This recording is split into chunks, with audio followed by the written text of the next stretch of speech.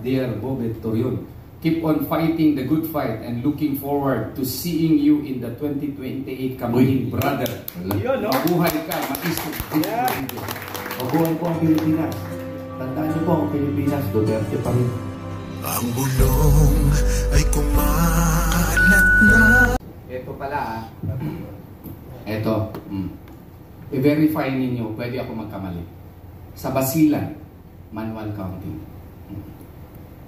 It's a fight between Jim Hataman, brother, against his brother, Moji Hataman. Pwede ako magkamali kasi Jim Saliman.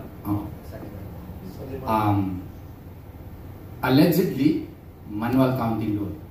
At nanalo si Mujib Hataman. So, paki-verify ninyo kasi kung totoo yan, pwede pala. Pwede pala. Anong rason? Bakit inimplementa sa Basilan? Kailangan kasi ba magigiting at matatapang yung mga kandidato doon? Kailangan ba natin magtabang-tabangan para ma-implementa ito? So, i-verify po ninyo kasi baka nagkamali lang ako. Pero, kung totoo ito, it simply shows that it can be done. If you have the will to do it, then it can be done. Virgil once said, they can because they think they can. There is no reason for us not to do it. It's just that baka ayaw lang talaga i-implementa. Alam niyo po, I hate to prolong the discussion, pero matagal ko nang naiisip yan. With regard to Article 3, Section 1 of the Constitution, which guarantees us the equal protection of the laws. Hindi lang po tungkol sa manual counting sa Basilan, kundi sa implementation ng online voting sa ibang bayan. Pare-pareho po tayong botante. We are all similarly situated. Hindi porke overseas ka, iba ka na. There is no substantial distinction between a voter overseas and a voter here. There is no substantial distinction between a voter in Basilan and a voter here. So why implement different electoral processes kung pare-pareho naman tayong botante? Pare-pareho tayong kuminsan ay initan sa pagpila. Diba? Bakit po gagawing ginipig, ika nga, in quotation marks, ang OFW sa online voting?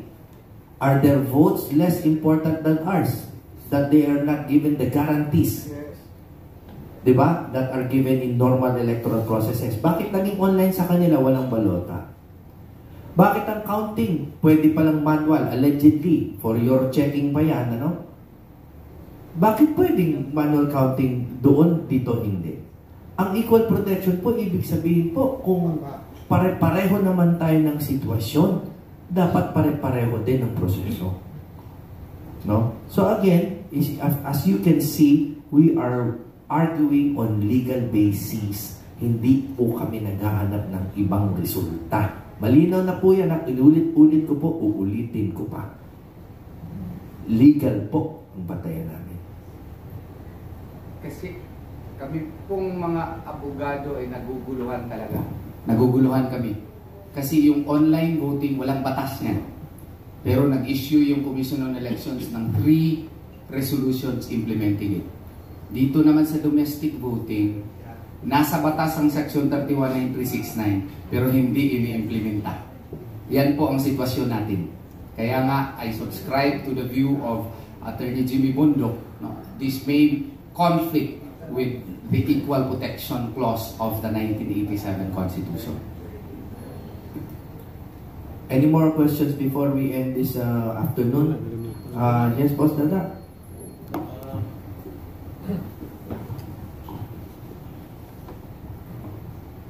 Klaruhin lang natin, criminally liable po ba ang COMELEC since sa recent election, walang tally board, walang reading of official ballots during counting, walang unimpeded view of ballot while counting?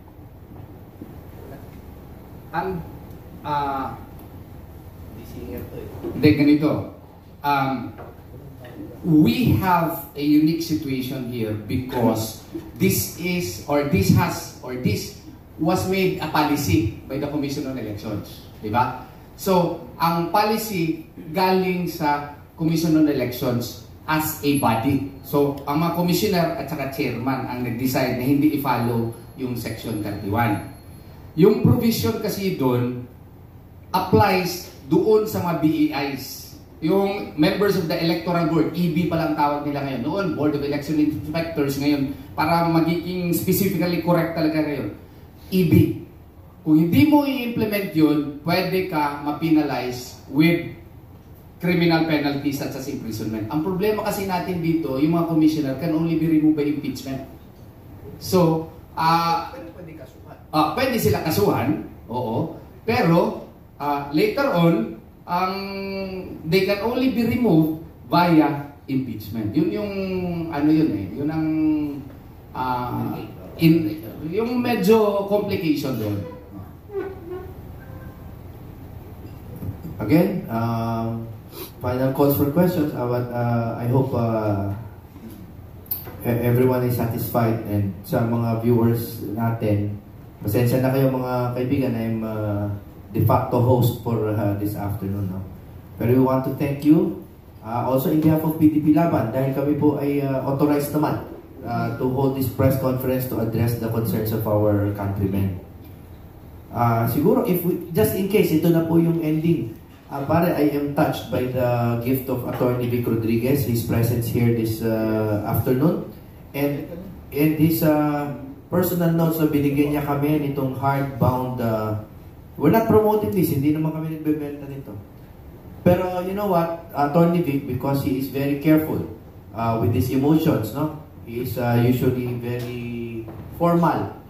Pero meron siyang message dito which I would like to end on, just in case tapos na tayo. Kung gusto nyo i-zoom yan ha, nakalagay dito May 16, 2025, Attorney Jimmy Bondoc. I'm sure he wrote a similar letter to you guys, no? Thank you for the friendship and for fighting the good fight. Mabuhay ka, maisog, Vic Rodriguez. Yan. Yung sa'yo. Sa akin, maganda May 16, 2025, Dear Bobet Torion, keep on fighting the good fight and looking forward to seeing you in the 2028 campaign, brother. Mabuhay ka, maisog. Tama ngayon, no? Yan Sa po. 2028. So, the keywords, the recurring theme, no, is fighting the good fight. These are private messages that we have just decided to make public to this afternoon to share with you the intent talaga of our of this movement. We're just fighting the good fight. Despite all the possibilities of ridicule and yung mga resurgence ng mocking and all, we're not concerned about that. Nandito po kami para right now, actually, as officers of the court. Right now, no? And Philip, as a sincerely concerned citizen, no, for the future of our electoral processes in our democracy. So maraming salamat. Kung okay na po ba tayo? Okay po. Maraming salamat po, and God bless you all. Mabuhay po ang Pilipinas. Tandaan niyo po, ang Pilipinas, Duterte pa rin. Duterte pa rin! Salamat po. See you in 2028 campaign period. Inshallah,